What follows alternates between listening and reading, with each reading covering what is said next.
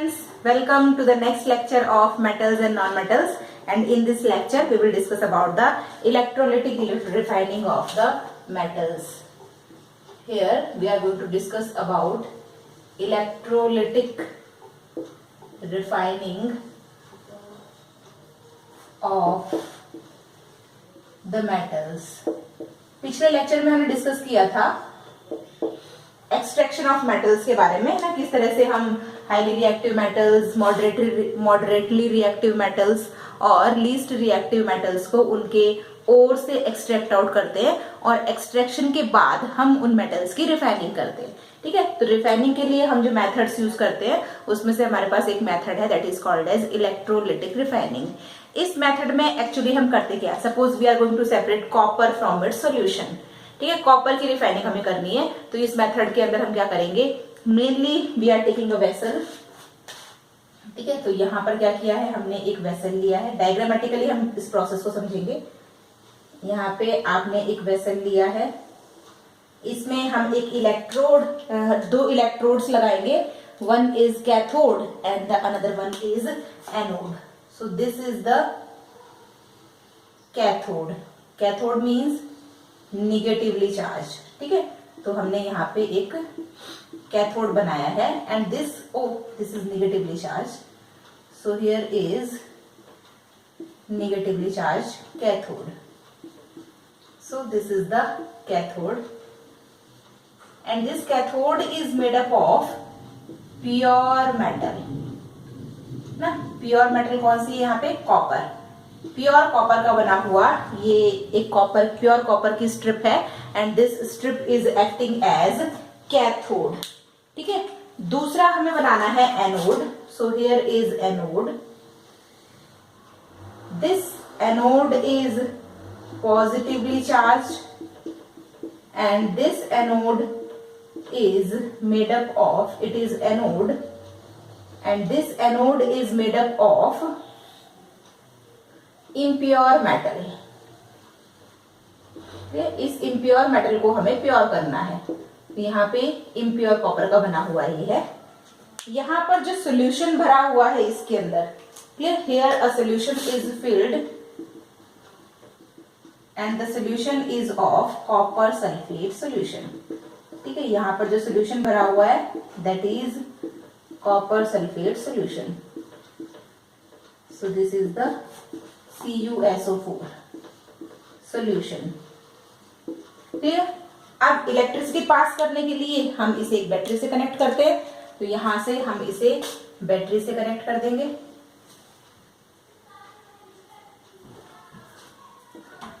Clear. So this is the battery, है ना, ये हमारे पास की है और ये है battery. Here positive, here negative.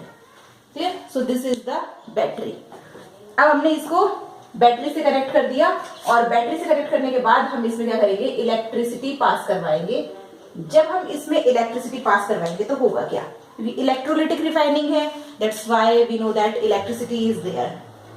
जब हम इसमें इलेक्ट्रिसिटी पास करवाएंगे तो उसमें इलेक्ट्रिसिटी पास करवाते टाइम ना, यहाँ पर जो सोल्यूशन है this is acidified copper sulphate solution. ये एसिडिफाइड सोल्यूशन है.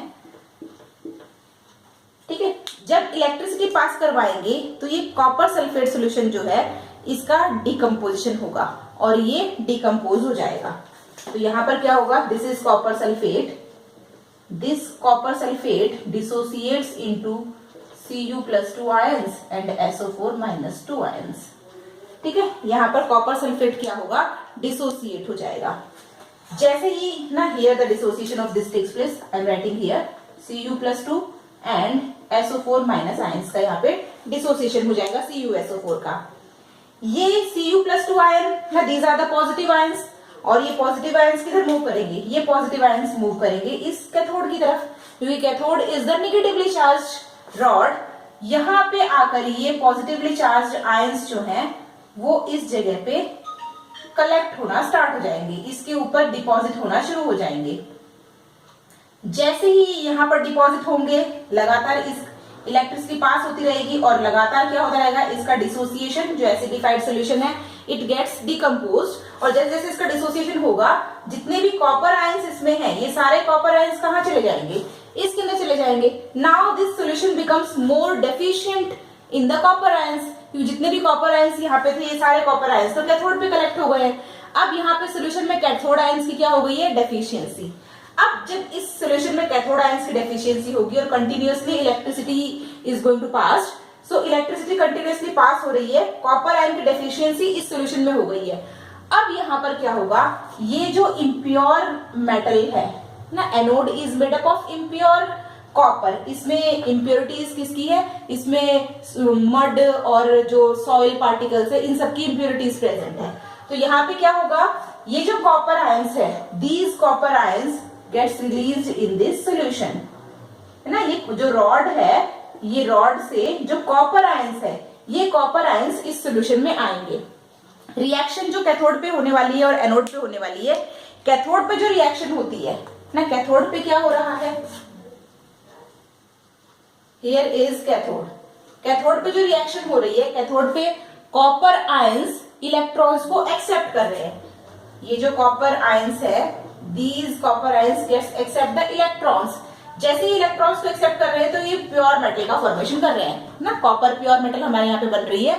और यदि हम एनोड की रिएक्शन देखते हैं तो एनोड पे क्या है, anode is made up of impure metal, ये अपने कॉपर आयंस इसको तब देगा जब इसको इलेक्ट्रॉन दिए जाए, ठीक है। तो यहाँ पे हमें क्या करना पड़ेगा, इसको इलेक्ट्रॉन को यहाँ पे देना पड़ेगा।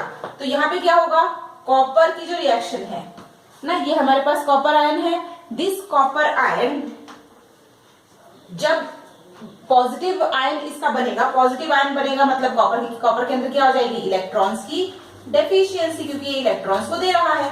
तो जब ये इलेक्ट्रॉन्स को देगा यहां से, तो यहां से ये इलेक्ट्रॉन्स को इसको दे रहा है।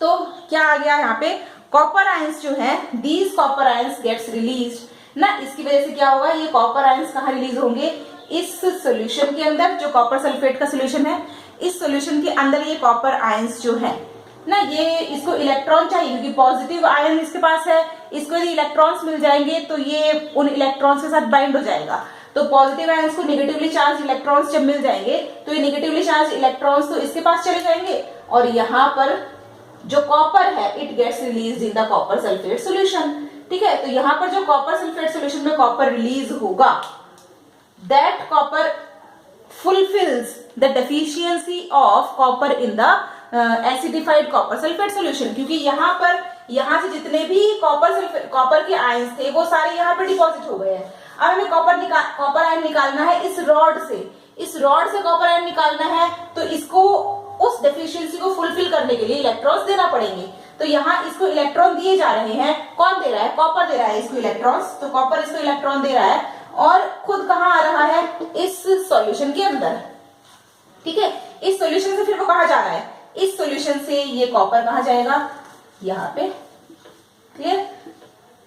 इम्प्योर रॉड से आ रहा है सॉल्यूशन में, I am sorry, impure rod से सॉल्यूशन में और सॉल्यूशन से आ रहा है कैथोड पे।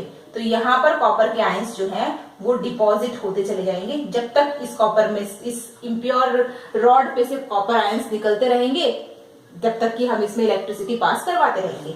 तो यहाँ से क्या होगा, सारे कॉपर आयंस आके इस पे जमा हो जाएंगे और यहाँ पे हमें क्या देखने को मिलेगा, मड ना, जो सॉइल और मड वाला पोर्शन है, it is deposited below the anode, that's why it is called as anode mud.